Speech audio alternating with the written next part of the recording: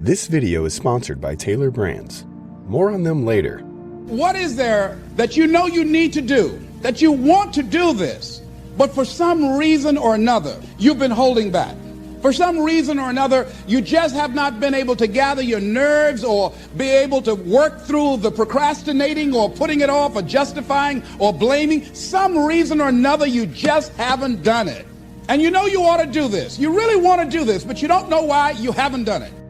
Now, first of all, we know that this is not easy, because in order to begin to reinvent your life, you've got to make a conscious, deliberate, determined effort. That you really have got to put all of yourself into it. It's very challenging to act, to do those things. There are times when you're looking at it and you say, I know I need to do this, but I don't feel like it. I don't want to do it. I know I need to do it, yet leave me alone. No, I don't want to do it. So what do? What are those things that cause us to do like that? I think that among the things that prevent us from acting is the fear of failure. And if you've already failed, you don't want to fail again. The pain of that, the disappointment, the fear of loss is another thing. Because many times when we do those things that we know we need to do, we feel that we might lose somebody that we love very much and care about. We don't want to hurt anybody. Many of us don't act because we want other people's approval. We want everybody to like us and to accept us. And that's not possible. Many of us don't do the things that we want to do and don't act because of lack of self-confidence. We don't believe enough in ourselves. I have a friend who's been working on a job where she's miserable, talented, want to go to another place that she can do what she wants to do and make the kind of money that she would like to make, and had some offers. But because of her fear and her lack of self-confidence of things might not work out, she won't take a chance on herself. So there she is, spending 8 hours a day, 5 days a week, and she's miserable. She hates to go to work. They're not paying her what she's worth. She knows it, but yet and still, she won't do that which she knows she must do, and it's wearing her out. There are a lot of people that their jobs are making them sick because they won't act. You check out the absenteeism and people that are depressed. You see them coming to work angry. How you doing? I don't know. Have another friend. This guy's brilliant. He's a business consultant. He helped a lot of people get their business started, and people come to him because they know he's knowledgeable. But this guy won't start his own business. Now, he's very smart. He can do it. Everybody believes in him except him. And he's so smart, he's talked himself out of it. Well, the numbers aren't right. So there are many reasons why we don't act. There are other things, though, that affect us.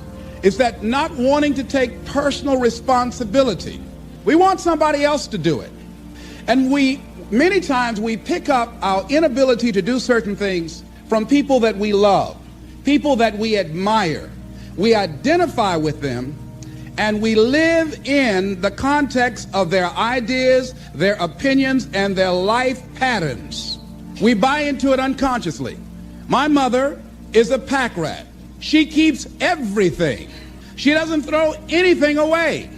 And I have unconsciously picked that up. Many times unconsciously, we try to honor the people we love by being like them. By the same token, I realized something about myself when I had some major decisions to make, and I found myself acting like my mother. See, my mother's the kind of person that when she has a problem with one of the other foster children that she adopted, she won't confront them. She will call me. Les, why don't you tell Linda to move? She's lazy. She won't go to work. She runs the street all day, and then she comes home and wants to sleep all day, and I think she's doing drugs. I said, but Mama, why don't you tell Linda that? I bought the house for you. I told you when she wanted to come home, don't let a grown person come there and take care of them. You let her in. Well, after all, she's my child. Mama, then you handle that. When I tell her to leave, she say, Mama say I can stay. Mama, can I stay? And you tell her yes, and then you call me and say, she's still here. Why worry me with this? So Mama hasn't developed the courage to act on that. Some people won't act until there's a crisis situation. When Linda started stealing from Mama and took her Social Security check, to get some drugs. Mama got some courage to say, get out of here and don't ever come back. But she wouldn't do it until then. And see, we don't have to wait until a crisis situation. But there's some people, it takes that kind of crisis to bring them into reality in order for them to act in their own best interest. Some people have to hit rock bottom in order to rise. I don't know why. You want to begin to look out on your life and what you want for you. And I think that when we begin to focus in the area of what does it take for us to act, I think we can say events can inspire us to act, like that particular event in his life.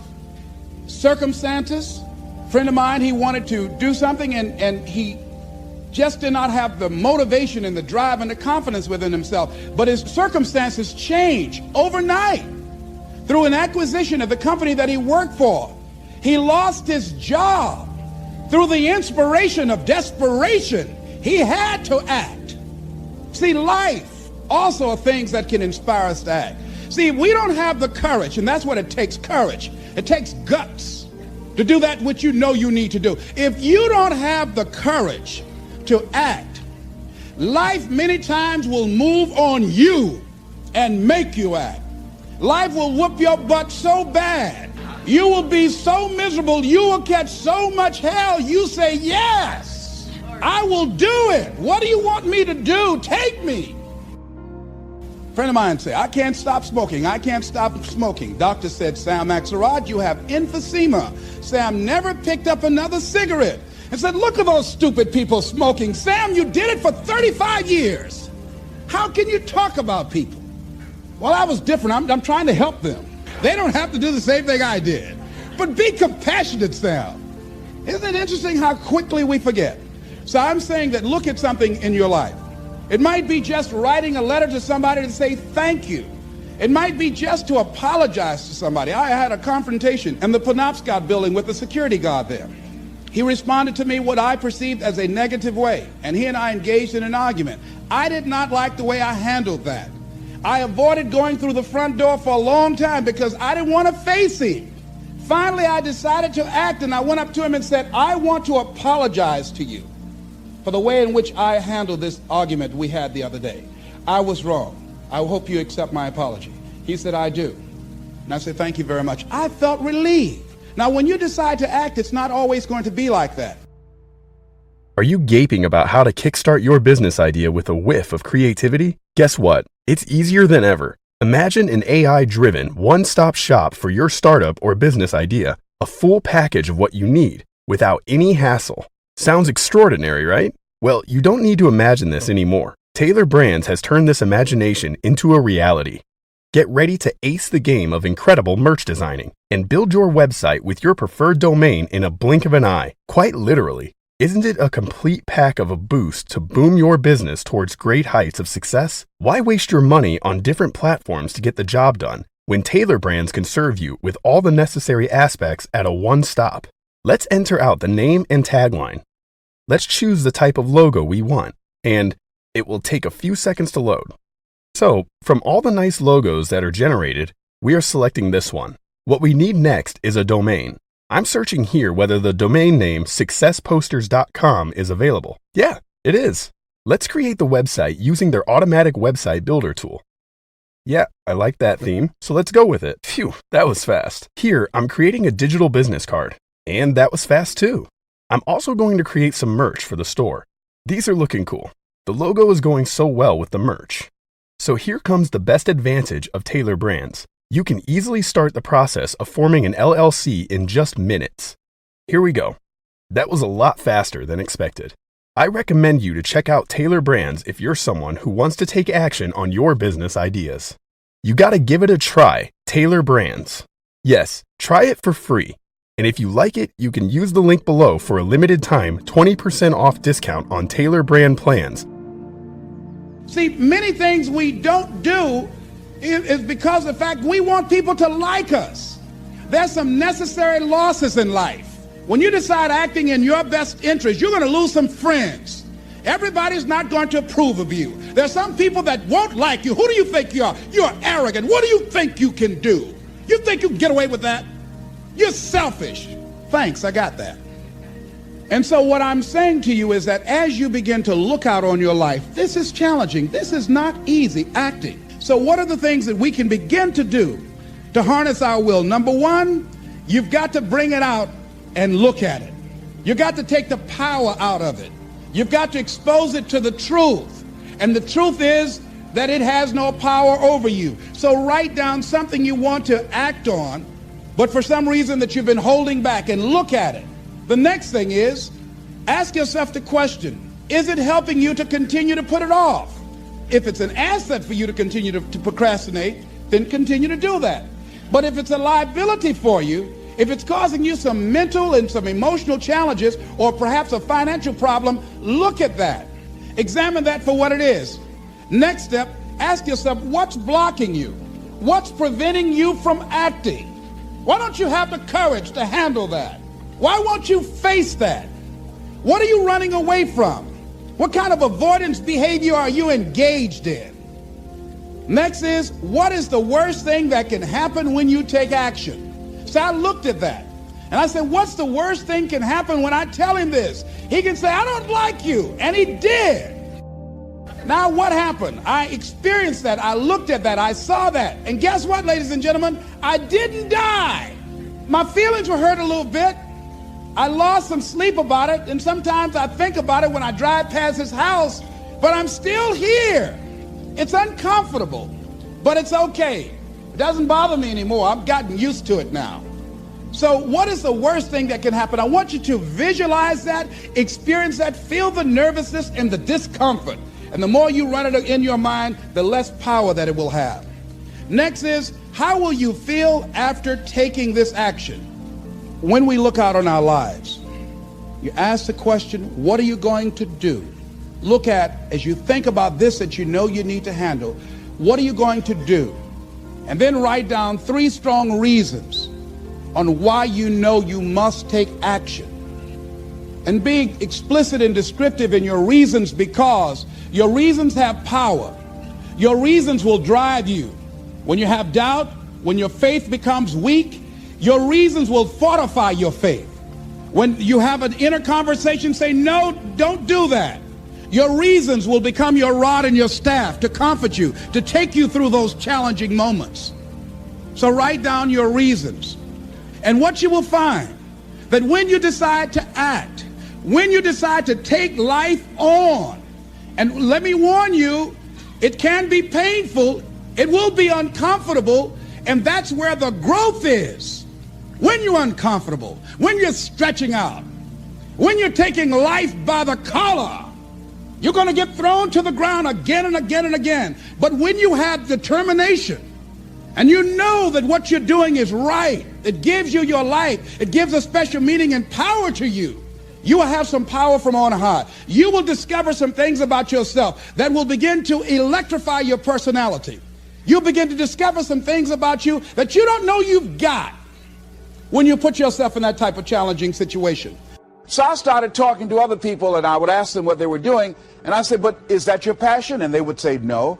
I said, then what's your real passion? And they would tell me what their real passion was. Then I said, well, then why aren't you doing what you really want to do? Oh, I can do it, but. And they would continue on. So this word, but just kept on coming up. And then it also has some friends like woulda and coulda and shoulda.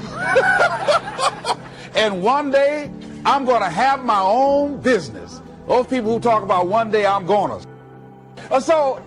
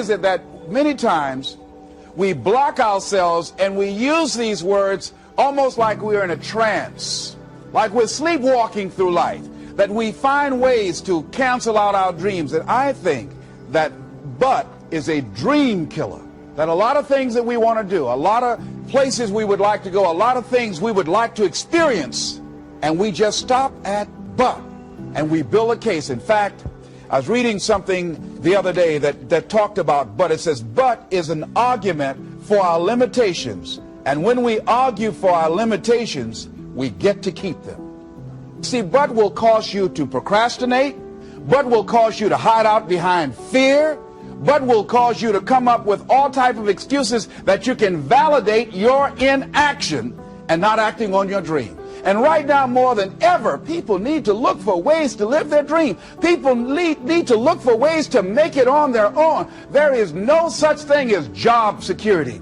There's no such thing as a storm-proof or tragic-proof life. There are no guarantees today, ladies and gentlemen. The illusion is gone. There was a time when we graduated from high school, you're told, go to college and get out, and you go and work for a corporation for 30 or 40 years. They'll give you a gold watch and you'll retire.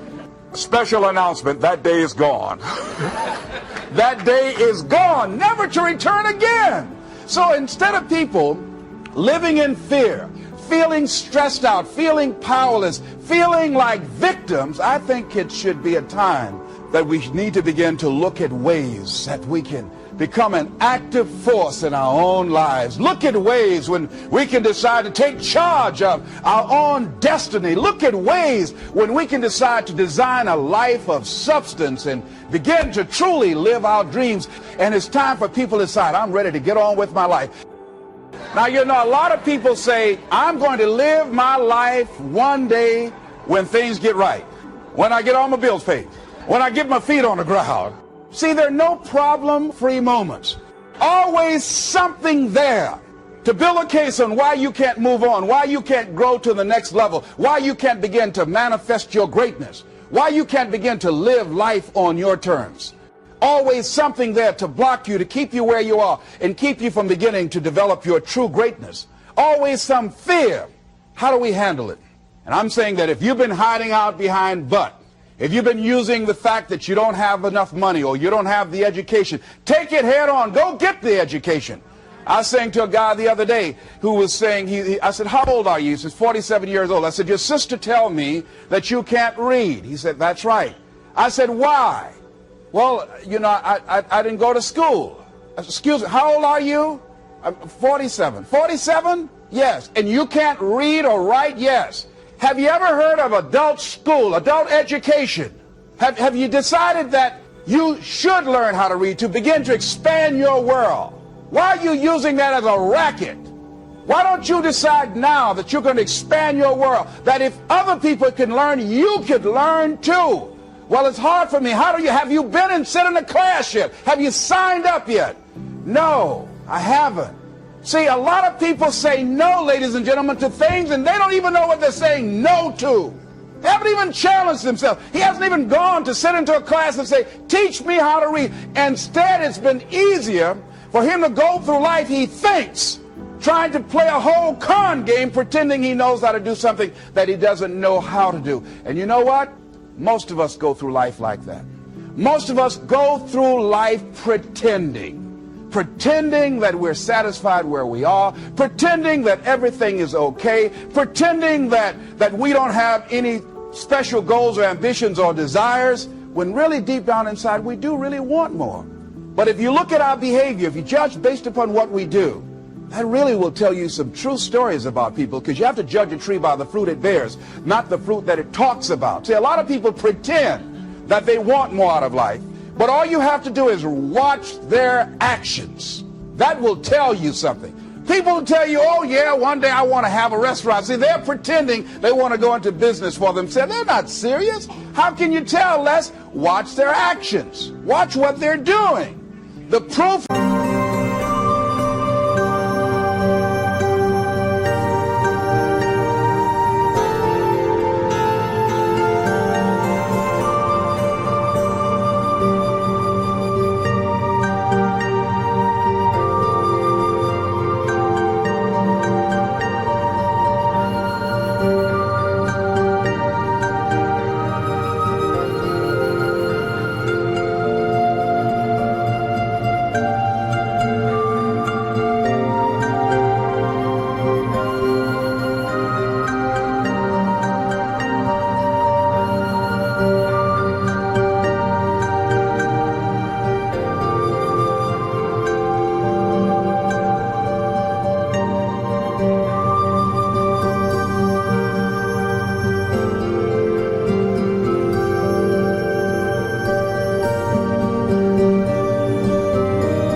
in the pudding.